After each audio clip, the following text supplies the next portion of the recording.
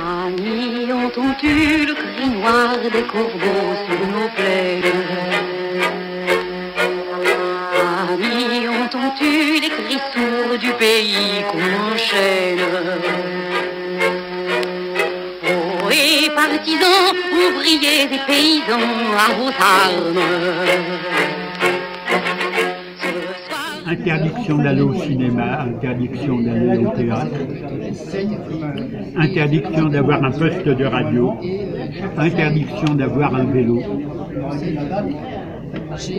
obligation dans le métro d'utiliser le dernier wagon. Les Juifs n'avaient pas le droit d'être dans un autre wagon. Interdiction d'aller dans un square. Il y avait des squares où il y avait des panneaux où il était indiqué interdit aux chiens et aux Juifs. Et c'était sympa. Et pour les achats chez les commerçants, simplement de 13h à 15h. C'était les seuls horaires autorisés pour les Juifs, parce qu'en général, dans ces horaires-là, les commerçants étaient fermés. Et à partir du début juin 1942, l'obligation de porter une étoile.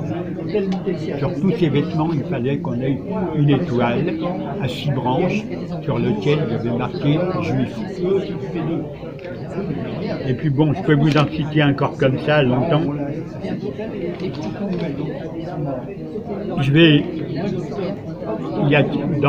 Dans cette énumération, il y a trois aspects que je voudrais développer. J'avais un petit frère qui était trisomique. À l'époque, on ne savait pas. On disait mongolien. C'était un enfant qui était malade et à ce titre, il était placé dans un établissement spécialisé, également à une quarantaine de kilomètres de Paris, un petit bled qui s'appelait Brunois. Et comme les Juifs n'avaient pas le droit de quitter leur département, ma mère ne pouvait pas aller voir son enfant sans l'autorisation des Allemands, lorsqu'elle se rendait dans une administration allemande pour demander un Ausweis. Un Ausweis, c'est un laissez-passer pour aller voir son fils. On lui disait, madame, les mères allemandes également ne peuvent pas aller voir leurs enfants quand ils sont sur le front. Donc vous avez droit d'aller voir votre enfant que une fois tous les 2 mois, et pas n'importe quel jour, le premier jeudi. Il faut attendre 2 mois, et au bout du 2e mois, le premier jeudi, vous irez. C'est le seul jour. Et ils seront soumis aux rigueurs de la loi. Les petits vieux ont eu peur. Et ils ont pris Annette, sa petite sœur de 3 ans, et ils ont dit, écoute, tu te débrouilles. Et ils les ont mis dehors. Et il y avait une voisine qui s'appelait Madame Doré, qui a été décorée de la médaille des Justes. Et Madame Doré, qui était veuve, elle a vu ça, elle est sortie, elle a engueulé les petits vieux. Comment tu peux faire ça? Le père a été déporté, ce qui était vrai. La mère, on ne sait pas si elle est encore vivante. Et tu mets comme ça 2 enfants dans la rue. Eh ben, moi, j'ai 4 enfants. Eh ben, j'en aurai 2 de plus. Et Annette et sa petite sœur ont été recueillies par Madame Doré jusqu'à la fin de la guerre.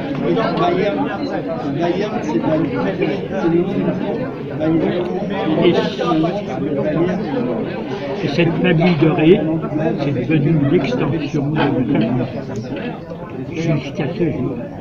C'est-à-dire qu'il n'y a aucun événement familial qui s'est produit chez eux et qui s'est produit chez nous quand je suis assisté des mariages, des anniversaires et tout ça. Ça a été vraiment une extension de ma famille. Toute la famille que j'ai perdue, elle a été remplacée par les autres.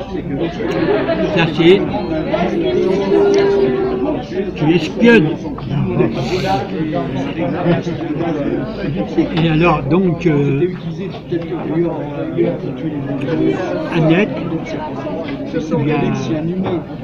elle était là-bas, elle était donc chez Cédoré. Et il y a un moment, chez Cédoré, elle a été prise d'une crise de nostalgie. Ça faisait 1 an qu'elle n'avait pas vu sa mère et elle s'est mise à pleurer. Mais à pleurer des pleurs qui ne sont pas comme les pleurs, comme un chagrin banal. Les Dorés ont compris que c'était quelque chose d'important. Et alors ils ont dit à Annette, on va essayer de te trouver une voiture qui t'amène à Paris voir ta mère, et puis après tu reviens. Et alors ils ont trouvé une voiture qui allait à Paris. Il se fait que c'était une voiture neuve. Donc Annette et sa petite sœur se trouvent donc dans la voiture, ils vont sur Paris, ça se trouvait à 250 km de Paris. Il y a un moment, la petite sœur de 3 ans qui ne porte pas le voyage, qui se met à vomir dans le voiture. Vraiment, il se fait que la voiture et le gars il s'arrête en pleine campagne, il hurle, regardez, et il vire les 2 bouts. Et les 2 bouts se trouvent entre 2 champs. La voiture se lance, Annette a 11 ans, sa petite sœur a 3 ans. Et à 11 ans, elle apprend à faire du stop. Il y a une voiture qui s'arrête et qui leur dit, elle leur dit, voilà, je voudrais aller à la gare la plus proche. Et la voiture les amène à une gare la plus proche. Et Annette demande, est-ce que c'est un train qui va sur Paris? Elle dit, et elle rentre dans le train. Elle est arrivée dans le train, il y a un contrôle. Le contrôleur demande les billets et il arrive auprès d'Annette, il demande vos billets. Et Annette elle dit, je suis une petite enfant juive, j'ai pas de billets, j'ai pas d'argent. Le contrôleur lui dit, il regarde autour de lui et il vous dit, tu as de la chance de tomber sur moi. Vous restez là, vous ne bougez pas. Tant que je suis là, vous ne craignez rien, je vous amènerai à bon port. Effectivement, il les a protégés jusqu'au bout du voyage. Elles sont arrivées à Paris. Il faut connaître Paris pour se rendre compte du trajet. Elles sont arrivées à la gare d'Orléans-Austerlitz.